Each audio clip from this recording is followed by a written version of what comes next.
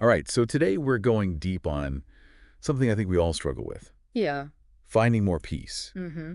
And looking at all this stuff you sent me, Mm-hmm. looks like a lot of it comes back to Yeah. dealing with difficult people. It always seems to. Right. And there's this one quote that just jumped out at me from that mindfulness article. Okay.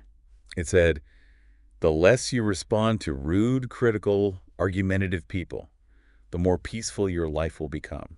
Wow. I mean, it's so simple, but It really is. how do we actually put that into practice, That's the tricky part, right? It's easy to read something like that and think, Yeah. oh, yeah, I should do that. But then you run into like that coworker Oh, tell me about who it. just loves to complain. Ugh, or that family member. Always got to push your buttons. Exactly. Yeah. So how do we actually bridge that gap? Well, you mentioned some specific issues with a neighbor. Oh, don't get me started. And one of the articles you highlighted, it talked about the emotional toll of constant conflict and how just not engaging, it can actually improve your well-being, like measurably. You mean that one with the study on cortisol levels? Yeah. It said even small reductions in those negative interactions can like significantly lower your stress hormones. Oh, wow. So thinking about your neighbor, Okay. imagine just choosing not to get sucked in. Right. It doesn't mean being passive, but you're not like adding fuel to the fire. I'm starting to see how this could work, but Yeah. it feels a little scary, to be honest. Just how so? Like, how do I actually do that without seeming rude? I totally get it. It's a balancing act. Yeah. But there's some really practical stuff in your notes here. Like what? Remember that piece on boundaries? With the emotional fence analogy? Yes.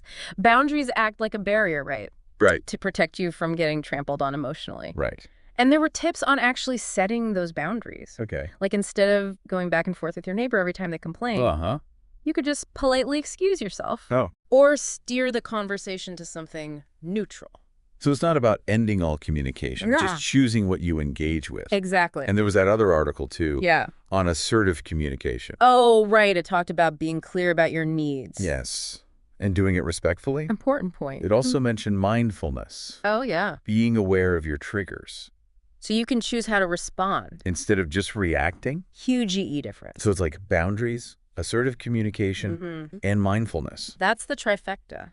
can really make a difference, even dealing with difficult people. For sure. It's realizing you have more control over your emotional environment than you think. This has been so helpful. Mm. So as we wrap up this deep dive, here's something to think about. Okay. If you could really choose how you respond in those tough situations, Yeah. what kind of ripple effect do you think that would have on your overall peace? Something to consider as you go about your day. Thanks for joining us. That's